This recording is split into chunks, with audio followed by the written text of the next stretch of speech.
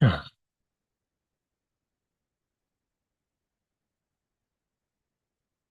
we live? We are live. We're We live. returned after our many adventures this week. Sure, we had an interesting road trip.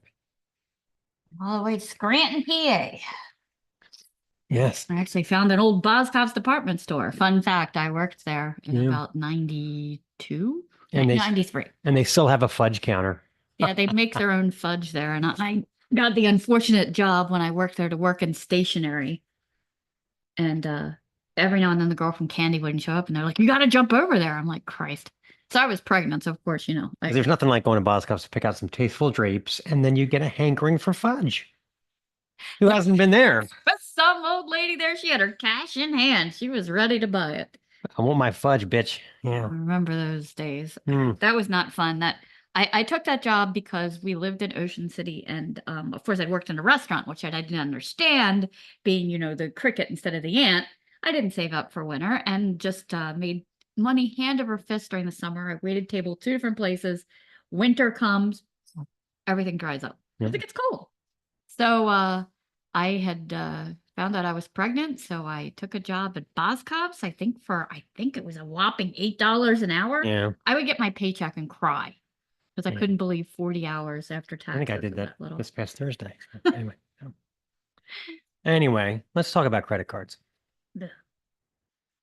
So, ever since they added the chip Which to was the supposed credit to be cards, such a BFD. it's like it's supposed to add some layer of security because it puts a code on every transaction. Right. But now when we put your card in, you see in all caps, do not remove card. How often do you see that? It's like hundreds of times a week, It just seems like such a threat. I mean, it's everything from if we buy gas to safety goggles. These machines act like removing your card prematurely is the ultimate sin. How bad can it be? Right. I have a theory. If you actually do it, men in black suits pop out and drag you to a back room where you are tied up and forced to listen to the Baby Shark song until you promise to never do it again. Don't remove the card. Firefighters worked tirelessly through the night when an explosion occurred at the Citgo station in Towson, Maryland. Investigation is still pending, but based on the amount of carnage, the police are inclined to think he removed the card. A Southwest flight bound for Washington, D.C. was somehow routed to Oklahoma City, some 1,300 miles off course, and the chicken entree was turned into Pop-Tarts somehow. Officials at the airport aren't sure of the cause of the misroute, but anonymous sources believe someone removed the card.